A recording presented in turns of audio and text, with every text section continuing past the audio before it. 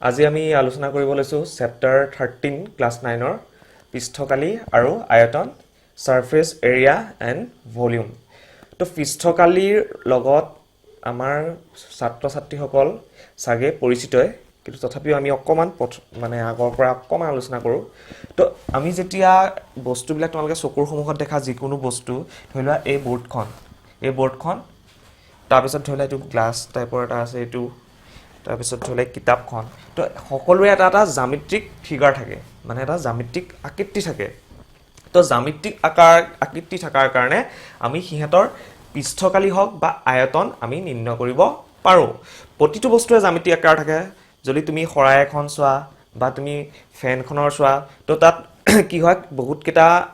আকৃতি একলগ খাই থাকে আৰু ইয়াত ধৰিলে বৰ্ডখন এটা বিশেষ জ্যামিতিক আকৃতি এটো এটা আয়ত এতিয়া পৃষ্ঠ বুলি ক'লে কি হয় যত আমি লিখি আছো এখন ইয়াৰ পৃষ্ঠ কিন্তু ইয়াৰ পৃষ্ঠ ইয়াত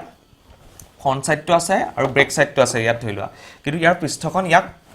এটা মানে এখন পৃষ্ঠাতে আছে ঠিক আছে তো এনেকুৱা কেখনমান পৃষ্ঠা যে আমি জয়েন কৰো ধৰিলা এফেলো এখন বোৰ্ড এফেলো এখন বোৰ্ড এফেলো এখন বোৰ্ড দিলো এফেলো এখন বোৰ্ড দিলো ওপৰটো এখন বোৰ্ড দিলো তেতিয়া হি তাক আমি আয়তীয় ঘনক নাম দিব পাৰিম আৰু তেতিয়া তাৰ ক্ষেত্ৰত আয়তনৰ কথা আহিব তো আয়তন কি বস্তু এটা আমি চাও যদি তুমি এনেকা এটা বাকস চোৱা তো এই বাকসটোৰ পৃষ্ঠ বুলি ক'লে কি হয় সিম্পল কথা পৃষ্ঠ মানে যিখিনি আমি টাচ কৰি আছো ঠিক আছে এখন পৃষ্ঠ তো এখন পৃষ্ঠ এখন ধলা 2 নম্বৰ পৃষ্ঠ এখন 3 নম্বৰ পৃষ্ঠ এখন 4 নম্বৰ ওপৰখন এখন 5 নম্বৰ তলখন এখন ধলা 6 নম্বৰ পৃষ্ঠ ইয়াৰ আকৃতিটো চোৱা ইয়াৰ যদি তুমি সিঙ্গল কে ভাবা তুমি এখিনি বেক সাইড বাদ দিয়া তুমি ফ্ৰন্টৰ সাইডটো চোৱা ই এটা দেখিবলৈ কেনেকুৱা ই এটা আয়তৰ আকৃতি আছে ই এটা ৰেক্টেঙ্গুলাৰ শেপত আছে হয় নহয় আৰু তাৰ পিছত ধলা আমি এটো চাও এই পৃষ্ঠখন ই কেনেকুৱা ইউ এটা ৰেক্টেঙ্গুলাৰ শেপত আছে বা আয়তীয় শেপত আছে তোমালোকে আয়তৰ বিষয়ে অলৰেডি জানাই যেহেতু আয়ত মানে কি যাৰ বিপৰীত পৃষ্ঠ দুখন সমান এতিয়া এইখন ভাগৰ পৃষ্ঠ আৰু এটো আয়তৰ মাজত পাৰ্থক্য আছে কিন্তু গুটেই কিখন পৃষ্ঠ তেনেদৰে লগ খাই এই গুটেই আয়তীয় ঘনকটো গঠন কৰিছে এই আয়তীয় ঘনকটো এটা চোৱা কেখন পৃষ্ঠ পালো এখন এই টাইপৰ পৃষ্ঠ কেখন এখন হয়নে এনেকুৱা টাইপৰ হা তো এখন তাৰ পিছত এনেকুৱা টাইপৰ পৃষ্ঠ ক'ত আছে ইয়াৰ একদম বেক সাইডে আছে হয় নহয় এখন তো আৰু এখন পালো দুখন এখন আঁকিছিলো মই এটো তো এনেকুৱা টাইপৰ কেখন আছে এখন ইয়াৰ আকৌ একদম বেক সাইডে আছে তেনেকুৱা টাইপৰ এখন মানে দুখন আৰু এটা কিখন গল এখন গল এখন গল এখন গল এখন গল কিন্তু এটো আছে হয় নাই তো তেনেকুৱা এটা ধৰিলা আমি আয়ত আঁকি ললো সবৰে আকৃতি বিলাক একেই যদিও যোগ বিলাক বেলেগ বেলেগ হ'ব তো এনেকুৱাও কেখন আছে এটো চা এটো এটা হয় তো ইয়াৰ সম্পূৰ্ণ বিপৰীত দিশত আৰু এখন আছে তো 1 1 2 তো এতিয়া গুটে আয়তীয় ঘনকটোত চোৱা আমি কেখন পালো পৃষ্ঠ 1 1 2 1 1 2 1 1 2 মুঠতে এখন দুখন তিনিখন চাৰিখন পাঁচখন আৰু ছখন তো এটা আয়তীয় ঘনকত মুঠ পৃষ্ঠ কেখন থাকে বুলি আমি গম পাম যে ছখন এতিয়া বস্তু এটা চোৱা যদি এই বাকসটো ধৰো তো ইয়াৰ যদি আমি এটো কি কৰো এই সাইডটো ইয়াৰ পৰা ইয়ালে ইয়াৰ উচ্চতা আৰু আমি জানো অংকত আমি উচ্চতা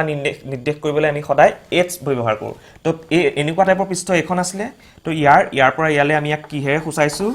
h ৰে ই কি বুজাইছে উচ্চতা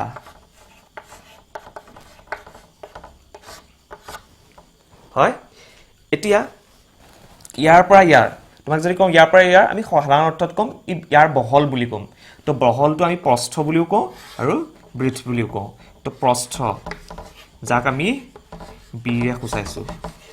যেহেতু ই এটা আয়ত মানে এই পৃষ্ঠখন এটা আয়ত তো ইয়াৰ বিপৰীত বাহুবোৰ সমান মানে এফালে h হলে এফালেও h হ'ব ই b হলে এখনিও ইয়াৰ পৰা এখনি b হ'ব তো এই পৃষ্ঠখনৰ বিষয়ে আমি গম পালো ইয়াত উচ্চতা আৰু প্ৰস্থ আছে ঠিক আছে এতিয়া এই পৃষ্ঠখন চাও এই পৃষ্ঠখন যে দেখাইছিলো তো এই পৃষ্ঠখন তোমালোকে চোৱা এখিনি পৰা এখিনিলে মই h ধৰিছিলো এখন এটা ঘূৰাই দিলো তো এটা কি হৈ যাব ইয়াৰ পৰা ইয়ালে h হৈ যাব মানে উচ্চতাটো হৈ যাব কিন্তু ইয়াত আমি এটা h ৰে খুচাইছো তাৰ পিছত এখিনি পৰা এখিনিলে আমি এতিয়ালৈকে একো ধৰা নাছিলো কিন্তু ধৰিলোৱা মই এখন লৈছো নহয় তো এখিনি পৰা এখিনিলে ইয়াক আমি দিশ বুলি কওঁ দিশ বা লেংথ বুলি কওঁ তো আমি ইয়াক দিশ বা লেংথ বুজাব এইটোৱে ধৰি লোৱা হল এখন পৃষ্ঠ গল মানে তোমালোকৰ দেখুৱা এখন পৃষ্ঠ গল এতিয়া আহি গল এখন পৃষ্ঠ তো এখিনিৰ পৰা এখিনিলে আমি এই পৃষ্ঠখন লৈছিল ন এই পৃষ্ঠখন তো এখিনিৰ পৰা এখিনিলে আমি কিহেৰে খুচাইছো এলেৰে তো এই পৃষ্ঠখনৰ এখিনিৰ পৰা এখিনিলে কি হৈ যাব এলে কাৰণ তোমালোকে চোৱা এইখিনিৰ পৰা এখিনিলে পৃষ্ঠখনৰ যেটো হয় এইখনৰো এখিনিৰ পৰা এখিনিলে হেতুই হ'ব তো এই পৃষ্ঠখনটো এখন বুজাই আছে তো সেইকাৰণে আমি ইয়াত এলেৰে খুচিত কৰো এটা ইয়াৰ পৰা ইয়ালৈ বা ইয়াৰ পৰা ইয়ালৈ অলৰেডি আমি ইয়াৰ পৰা ইয়ালৈ খুচাই থৈছিলো মানে এনেকৈ থাকোতে আমি ইয়াৰ পৰা ইয়ালৈ বুজাই থৈছিলো তো ইয়াৰ পৰা আমি ইয়ালৈ কি বুলি বুজাইছিলো বি ৰে তো ই প্ৰস্থৰে ঠিক আছে এতিয়া চোৱা এইবিলাক এটা আয়ত হয়নে এইবিলাক এটা আয়ত হয়নে তো অলৰেডি আমি আয়তৰ কালি কেনেকৈ উলিয়াই আমি জানো আয়তৰ কালি সেই আয়তৰ কালিকে আমি ইয়াত কৈছো পৃষ্ঠকালি মানে এখন পৃষ্ঠ ভাগ কৰি লোৱাৰ কাৰণে আমি পৃষ্ঠকালি বুলি কৈ আছো তো এতিয়া মুখ যদি তোমালোকক মই সুধো এটো এটা সিম্পল আয়ত দিয়া আছে তাৰ এটা সাইডৰ দৈৰ্ঘ্য বা দিশটো যদি আমি এইচ ৰে বুজাইছো এটা সাইডৰ দৈৰ্ঘ্যক যদি আমি বি ৰে বুজাইছো তো তাৰ তেতিয়া কালি কিমান হ'ব তেতিয়া আমি একদম আয়তৰ কালিৰ ফৰ্মুলা তোমালোকৰ মনত আছে নে নাই নাজানো যদি নাই লিখি লবা যদি আছে আমি অৱশ্যে জানো যে দুখন যি দুটা সাইড থাকে বা যি দুটা বাহু থাকে সেই দুটাৰ পূৰণফল মানে h ইনটু b হ'ব এইখনত এনে আয়তৰ যেতিয়া আমি অকল পৃষ্ঠকালিৰ কথা কোৱা হয় তেতিয়া আমি এটাই ফৰ্মুলা জানো এনি মুখস্থত থাকে l into b length plus breadth মানে দিশ পূৰণ প্ৰস্থ ইয়াৰ ক্ষেত্ৰত এটো দেখিছা এটোক আমি দিশ বুলি ক'ব পাৰো যদি এটা আয়ত বুলি তো হয় তো ইয়াক আমি ইয়াৰ h টোক আমি দিশ আৰু প্ৰস্থটো ইয়াত b আছে বা প্ৰস্থ b হ'ব তো l ৰ বদলি আমি ইয়াত কি পাতিম h ইনটু b এটো আয়তৰ আমি কি পালো কালি h ইনটু b মানে এই পৃষ্ঠখনৰ কালি পালো h ইনটু b এতিয়া এই আয়তখনতো এনেকুৱা পৃষ্ঠ কেইখন আছে এখন আৰু এখন ইয়াত লিখি থৈছো 1 + 1 2 দুখন মানে যেটো ওলাব তাক আমি 2 ৰে কি কৰিম ইনটু কৰিম হল 2 ইনটু h ইনটু b বা 2hb হল এতিয়া আমি এনেকুৱা ধৰণৰ পৃষ্ঠখন লৈ আহো এনেকুৱা ধৰণৰ পৃষ্ঠখন মই ইয়াত বুজাই থৈছিলো তো এনেকুৱা ধৰণৰ পৃষ্ঠখনৰ u এটা আয়ত তো আয়তৰ ফৰ্মুলা l ইনটু b হ'ব ইয়াত l কি হৈ আছে l টো ইয়াত l এ আছে তো ইয়াৰ কালি হ'ব l টো l এ আছে আৰু ইয়াৰ যেটো প্ৰস্থ হেতু h আছে মানে lh আকো এনেকুৱা পৃষ্ঠ কেখন আছে তোমালোকে দেখিছিলাই এখন মানে 1 + 1 দিয়ে থৈছো মই দুখন তো 2 ইনটু l h হল এখিনলৈকে পালো এই দুখন পৃষ্ঠ গল আৰু এনেকুৱা টাইপৰ এখন পৃষ্ঠ থাকি গল এতিয়া এই পৃষ্ঠখনৰ কি হ'ব কালি তোমালোকে নিজে একন কৰিব পাৰিবে চাগে আৰু গমে পাইছা যে ইয়াত এখিনি l আছে এখিনি b আছে তো l ইনটু b আৰু যেহেতু এনেকুৱা পৃষ্ঠ দুখন থাকিব তো 2 ইনটু l ইনটু b এতিয়া আমি আয়তীয় ঘনকটোৰ প্ৰতিখন পৃষ্ঠৰ বেলেগ বেলেগকে উলিয়ালো হয়নে আৰু বেলেগ বেলেগকে কালিটো আমি উলিয়ালো এটা গুটেইখিনি একলগ কৰি দিলেই হৈ যাব আয়তীয় ঘনকটোৰ মুঠ পৃষ্ঠকালি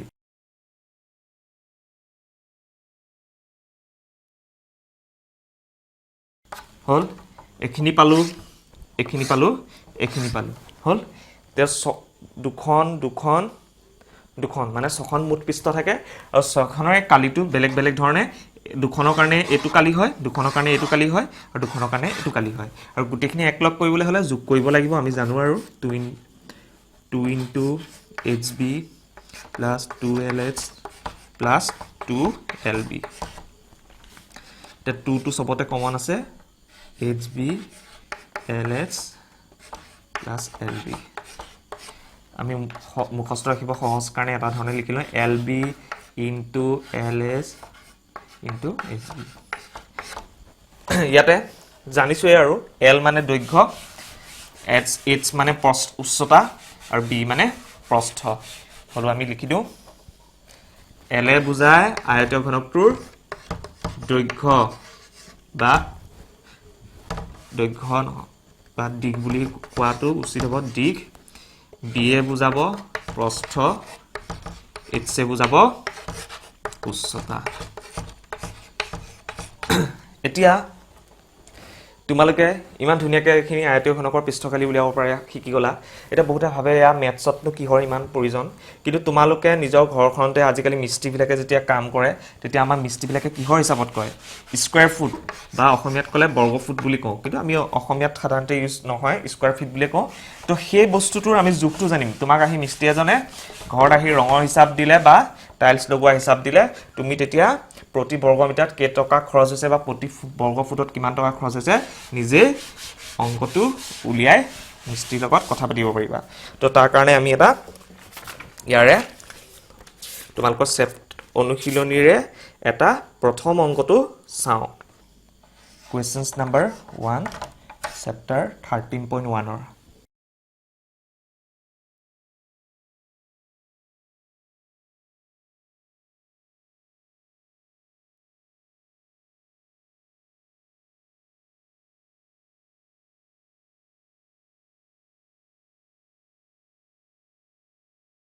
প্ৰশ্নটো আছে 1.5 মিটাৰ দৈৰ্ঘ্য 1.2 মিটাৰ প্ৰস্থ আৰু 65 সেন্টিমিটাৰ গভীৰতাৰ এটা প্লাষ্টিকৰ বাকচ সাজিব লাগে ইয়াৰ উপৰিভাগ খোলা প্লাষ্টিকৰ পাতৰ বেগটোক উপেক্ষা কৰি বাকচটোৰ সাজিব লগা প্লাষ্টিক পাতৰ কালি উলিওৱা তো প্ৰথম প্ৰশ্নটোৰ তোমালোকে কিতাপত চাই লোৱা এতিয়া প্ৰশ্নটোৰ প্ৰথম খিনিৰ পৰা আমি কেনেদৰে আগবাঢ়িব লাগে আমি তাকে আলোচনা কৰিম প্ৰথম কি কৰিবা কি ডাটা আমাক দিয়া আছে ইয়াত বস্তুটো চাই লোৱা যে 1.5 মিটাৰ দৈৰ্ঘ্য আমি কিহেৰে বুজাও দৈৰ্ঘ্য আমি এলেৰে বুজাও 1.5 মিটাৰ তাৰপিছত আছে প্ৰস্থ বিৰে বুজাও দিয়া আছে 1.25 মিটাৰ তাৰপিছত আহিলে গভীৰতা মানে উচ্চতাও হয় কাৰণ বস্তু এটাৰ গভীৰতা বুলি ক'লে উচ্চতাও বুজাব পাৰি তো ইয়াক এইচৰে ফুচাও 65 সেন্টিমিটাৰ ইয়াতে চোৱা অংকটোলৈ আগবঢ়াৰ আগতে প্ৰথম চাই ল'বা আমি বহুতে এইবিলাক কথা লক্ষ্য নকৰোঁ কিন্তু ইয়াত কি হয় এককবিলাক এইটো মিটাৰ এটা একক মিটাৰ ইয়াত কি আছে সেন্টিমিটাৰ একক বেলেগ থাকিলে অংকটো কৰিব নোৱাৰা অংকটো ভুল হ'ব তো দুটাই যেহেতু মিটাৰত আছে পৰাপক্ষত সকলো অংক মিটাৰত কৰিবা কাৰণ হি এসআই ইউনিট হয় তো মিটাৰতে কৰিব লাগিব সেন্টিমিটাৰ পৰা আমি ইয়াক মিটাৰলৈ কনভাৰ্ট কৰিম 65ক কিহেৰে হৰণ কৰিব লাগিব মিটাৰলৈ কনভাৰ্ট কৰিবলৈ 100ৰে তো 0.65 মিটাৰ এখিনি আমাক ডাটা দিয়া আছে এতিয়া আহু কি বনাব লাগে কৈছে এটা প্লাষ্টিকৰ বাকচ সাজিব লাগে এই যে আপুনি দেখাইছিল বাকচ এনেকুৱা এটা বাকচ সাজিব লাগে ঠিক আছে এইটো বাকচ সাজিব লাগে ইয়াৰ উপৰিভাগ খোলা কিন্তু ইয়াত এটা কথা কৈছে ইয়াৰ উপৰিভাগ খোলা মানে তোমাক এই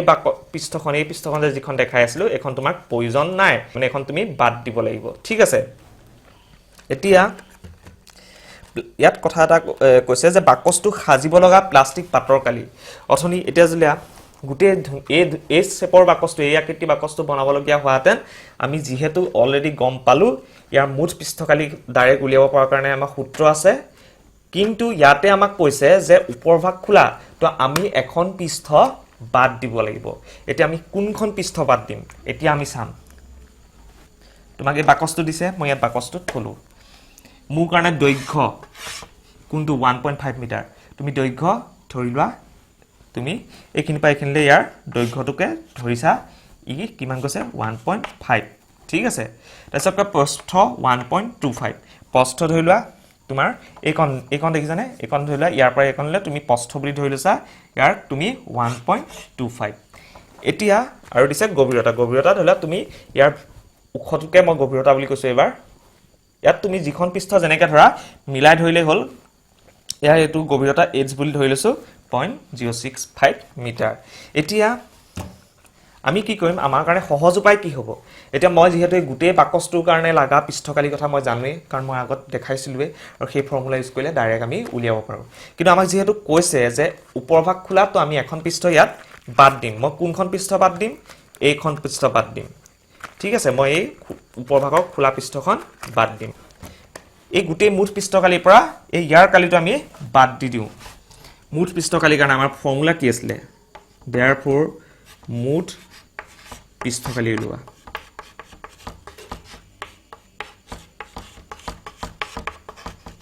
ফৰ্মুলা কি আছিলে 2 into LB plus BH plus HL আমি যেহেতু জানো লেংথ কিমান দিয়া আছিলে লেংথ দিয়া আছিলে 1.5 তাৰপিছত B দিয়া আছিলে 1.25 ইয়াত আমি এককবোৰ পাতি নলো আৰু ইয়াতে মই এটা কথা কৈ দিছো চোৱা কি হ'ব এককটো ইয়াৰ L ৰ একক মিটাৰ B এককো মিটাৰ তো দুইটা পূৰণ হৈ যোৱাৰ লগে লগে কি হ'ব L ৰ একক মিটাৰ বা M B একক মানে প্ৰস্থৰ একক মিটাৰ বা M L into B কৰিলে আমি কি পাম মিটাৰ স্কয়াৰ পাম হয় নহয় তো বৰ্গ মিটাৰ বুলি লিখো অসমীয়াত বৰ্গ মিটাৰ বুলি লিখো ইংলিছত মিটাৰ স্কয়াৰ লিখো তোমালোকে ইংলিছ মিটাৰ স্কয়াৰটো ইউজ কৰিলে ভাল হ'ব বা অসমীয়াটো বৰ্গ মিটাৰ বুলি লিখিব পাৰা বৰ্গ মিটাৰ এতিয়া এই দুটা একক মিলি কি হৈ গ'ল বৰ্গ মিটাৰ ইয়াটো হৈ গ'ল বৰ্গ মিটাৰ ইয়াটো হৈ গ'ল বৰ্গ মিটাৰ তো সেই কাৰণে মুঠ পৃষ্ঠকালিৰ সদায় একক হ'ব বৰ্গ মিটাৰ বা মিটাৰ স্কয়াৰ সেই কাৰণে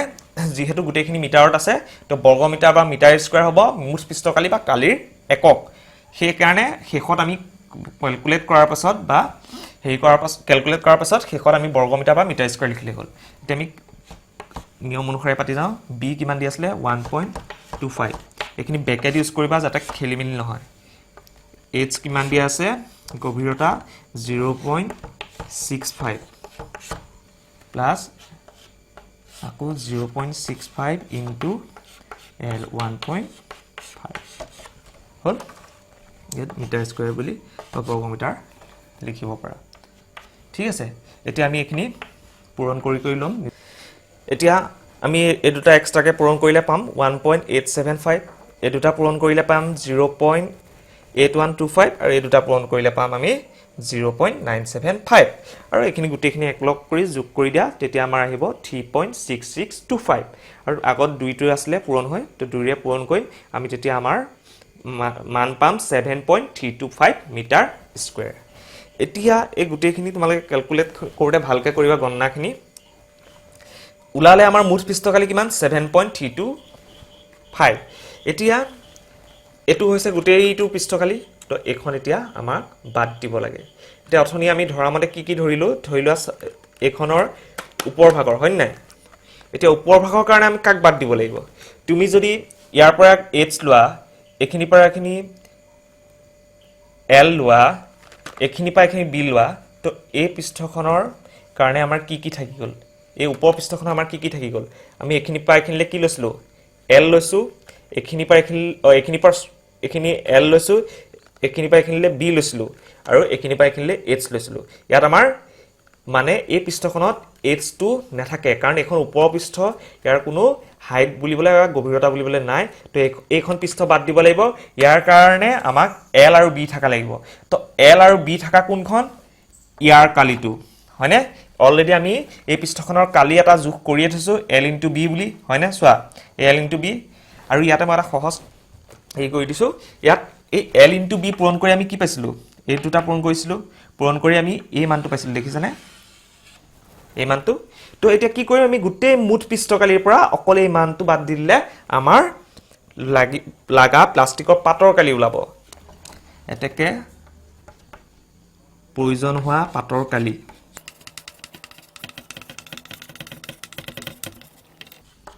আমাৰ 7.325 মুঠ পৃষ্ঠকালি আছিল হয়নে আমি ইয়াৰ পৰা কি বাদ দিম 1.875 হয়নে কাৰণ এটো মুঠ পৃষ্ঠকালি আৰু এটো আছিল উপ পৃষ্ঠখনৰ কালি ইয়াৰ পৰা আমি এতে এখিনি বিয়োগ কৰিম কেনেকৈ বিয়োগ কৰিম 5 ৰ পৰা 5 শূন্য ইয়াৰ পৰা ধাৰ ললা এখিনি বিয়োগটো সিম্পল কৰিব পাৰিবা তো ৰিজাল্ট আহিব 5.450 বা লাখ লিখিম 5.45 মিটাৰ স্কয়াৰ এক নম্বৰ কোৱেশ্চনটোতে সেকেন্ডটো কথা কি কৈছে প্ৰতি বৰ্গ মিটাৰত 20 টকা কৈ প্ৰয়োজন হোৱা প্লাষ্টিকৰ পাতৰ মূল্য নিৰ্ণয় কৰা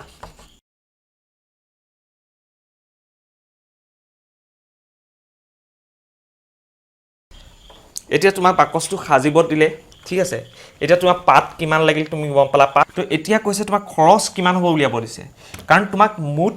লাগা পাতৰ সংখ্যা তুমি গম পালা যে 5.45 মিটাৰ স্কয়াৰ আৰু প্ৰতি বৰ্গ মিটাৰ খৰচটোৰ কথা কৈছে তো প্লাষ্টিক পাতৰ মূল্য কিমান এটা একদম সাধাৰণ কথা তুমি কি কৰিম আমি যেহেতু মই কৈছিলে যে মুঠ পৃষ্ঠকালি যেতিয়া উলিয়াও বা কালি উলিয়াও আমি বৰ্গ মিটাৰত ওলাই সেইকাৰণে ইয়াতে হিচাপটো দি দিছে প্ৰতি বৰ্গ মিটাৰ খৰচটো তো আমাৰ মুঠ পাত কিমান আছিল মুঠ পাত আছিলে 5.45 মিটাৰ স্কয়াৰ ঠিক আছে ইয়াত কৈছে 1 মিটাৰ স্কয়াৰ প্ৰতি বৰ্গ বুলি কৈছে তো 1 মিটাৰ স্কয়াৰত খৰচ হয় আমি কৰিম খৰচ হয় কিমান খৰচ হয় বুলি কৈছিলে 1 মিটাৰ স্কয়াৰত খৰচ হয় 20 টকা এটো সাধাৰণ কথা তোমালোকে পাৰিবা তো আমাক ইমানখিনি লাগে আমি ইমানখিনিয়ে পূৰণ কৰি দিম পূৰণটো কৰিলা তোমালোকে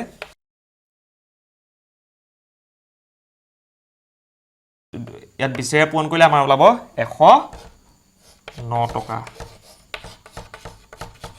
তো মুঠ খৰচ হোৱাৰ পৰিমাণ 109 টকা ইয়াৰ পিছতে আমি কোৱেশ্চনছ নম্বৰ 2 নম্বৰটো চাওঁ তাত কোৱেশ্চনছটো কি কৈছে চোৱা এটা কোঠাৰ দিশ প্ৰস্থ আৰু উচ্চতা ক্ৰমে 5 মিটাৰ 4 মিটাৰ আৰু 3 মিটাৰ তুমি যদি লক্ষ্য কৰা সকলোৱে যদি লক্ষ্য কৰোঁ আমি এটা ঘৰৰ এটা ৰুম সদায় আমাৰ আয়তীয় আকাৰত থাকে প্ৰায়বিলাক ৰুমেই আমি আয়তীয় বা আয়তীয় ঘনকৰ আকাৰত থাকে এখন বেৰ যদি চোৱা এই বেৰখন চোৱা এটা আয়ত চোৱা তো এখন বেৰ এটা আয়ত হলে বা ওপৰ সিলিংখন চালে হিউ এটা আয়তৰ আকৃতিতে থাকে তো গুটেই কিখন বেৰ মিলি আমাৰ এটা আয়তীয় ঘনক পোৱা যায় সেই কাৰণে এই অংকটো আমি আয়তীয় ঘনকৰ সূত্ৰ দি আমি ইয়াক সমাধান কৰিম এটা কোঠাৰ দিশ প্ৰস্থ আৰু উচ্চতা দিয়া আছে প্ৰতি বৰ্গ মিটাৰত ইমান টকাকৈ খৰচ কোঠাটোৰ বেৰ আৰু সিলিংত চূণ লগোৱাৰ খৰচ নিৰ্ণয় কৰা তো এটা কোঠা যদি আমি ভাবি লওঁ যে এটা ৰুম ভাবি লওঁ তেতিয়া আমি তাত ৰং বা চূণ লগোৱাৰ কথা কোৱা হয় তেতিয়া আমি তেতিয়াও তলত বা মজিয়াত নলগাওঁ ঠিক আছে তো ওপৰ সিলিংত লগাওঁ সাইডৰ বেৰত লগাওঁ তো এটা কোঠাৰ আমি যদি চাই লওঁ তো কি হয় এনেকুৱা বেৰ এফালে এখন থাকে তাৰ ফ্ৰণ্টত এনেকুৱা এখন বেৰ থাকিব দুখন ওপৰৰ সিলিংখন তিনিখন আকৌ সাইডৰ বেৰ দুখন চাৰিখন পাঁচখন এটা আয়তীয় ঘনকৰ যেনেকৈ 6খন পৃষ্ঠকালি থাকে কোঠাটোৰ মজিয়াখনক ধৰিলে তোমাৰ 6খন পৃষ্ঠকালি থাকিব কিন্তু যেহেতু মজিয়াত চূণ লগোৱা নহয় ইয়াত দিয়ে দিছে বেৰ আৰু সিলিং তো বেৰ 4খন আৰু সিলিংৰ সতে 5খন এতিয়া মজিয়াখন যেতিয়া আমি বাদ দিম তেতিয়া আমি আগৰটো অংকৰ নিচিনা গোটেই পৃষ্ঠকালিটো উলিয়াই তাৰ পৰা মজিয়াৰ কালিটো বাদ দি দিলে আমি কিমানখিনি বৰ্গমিটাৰ ৰং কৰিব লাগে আমি পাই যাম তাৰ পৰাই আমি উত্তৰটো উলিয়াব পাৰিম এতিয়া লিখি লোৱা দিয়া আছে কি দিয়া আছে দিগ কিমান 5 মিটাৰ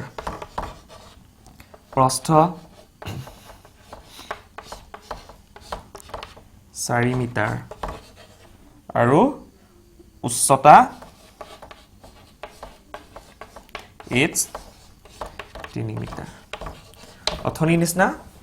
আয়তীয় ঘনকৰ মুঠ পৃষ্ঠকালি উলিওৱা এটাকে মুঠ পৃষ্ঠকালি উলিয়াম পৃষ্ঠকালি কোঠাটোৰ বুলি লিখিবা আয়তীয় ঘনকৰ ফৰ্মুলা ইউজ কৰা 2lb bh plus hl ইয়াৰ পৰা এখিনি মানখিনি পাতি দিয়া l কিমান আছে 5 b4 plus b4 h3 plus h3 into l 5 একক দিব নাপাহৰিবা মিটাৰ স্কয়াৰ এবাৰ গোটেইটা মিটাৰত আছে কাৰণে একো আমি কনভাৰ্ট কৰিবলগীয়া হোৱা নাই এতিয়া আমাৰ ওলাব 5 4 20 4 3 গুণ 12 3 5 গুণ 15 মিটাৰ স্কয়াৰ ইয়াৰ পৰা আমি পাম 2 27 2 পাছে 7 2 কে 3 3 কে 4 মিটাৰ স্কয়াৰ তে ইহঁত তাক পূৰণ কৰি দিওঁ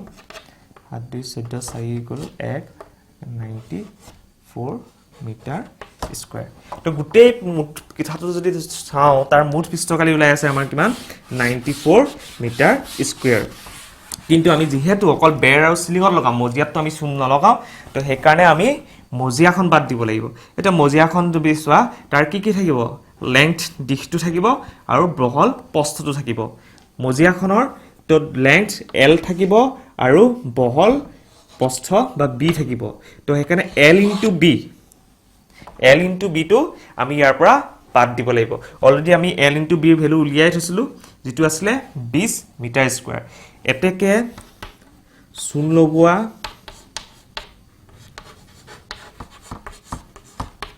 বেৰৰ পৃষ্ঠকালি বুলি আমি কোঠাটোৰ বেৰৰ যত চূণ লগাম তাৰ পৰা তে আমাৰ ওলাই আছিল কিমান 94 তাৰ পৰা আমি কাক বাদ দিম L into B আমি কিমান উলিয়াইছিলো আগতে 5 4 গুণ 20 উলাই থোৱা আছিল তো আমাৰ ৰং লগাবলৈ প্ৰয়োজন হোৱা পৃষ্ঠকালি হ'ব 74 মিটাৰ স্কয়াৰ এতিয়া আমাক খৰচৰ কথা কৈছে প্ৰতি বৰ্গ মিটাৰ 7 টকা 50 পইচা কৈ তো আগৰ অংকটোৰ দৰে 1 মিটাৰ স্কয়াৰ খৰচ কিমান হয় খৰচ হয় 7.50 এতেকে 74 মিটাৰ স্কয়াৰৰ খৰচ হ'ব ইটো 7.50 74 পূৰণ কৰা 555 টকা এইদৰে আমি কোঠাটোৰ চূণ লগাওঁতে কিমান খৰচ হ'ব আমি এনেদৰে গণনা কৰিব পাৰো এটা ছাত্ৰ ছাত্ৰীসকল তোমালোকে গোটেই অনুশীলনীটো 13.1 ৰ এই প্ৰথম দুটা মই অকন শিকাই দিলো পাছৰখিনি অকমান তোমালোকে আগৰ মোৰ হেৰিখিনি চাই তোমালোকে অলপ চেষ্টা কৰা ঘৰতে কৰিবলৈ যেতিয়া কৰিবা গণনাখিনি কৰোতে অকমান শুদ্ধভাৱে চাবা কাৰণ ইয়াত দশমিকৰ পূৰ্ণ ব্যৱহাৰ হয় তো পূৰণখিনি কৰোতে অকন ভালদৰে চাবা আৰু ঘৰতে থাকি তোমালোক কুশলে থাকা সঘনাই হাত ধোৱা ঘৰতে থাকা বাহিৰত ইমান ঘূৰাই ফকা নকৰিবা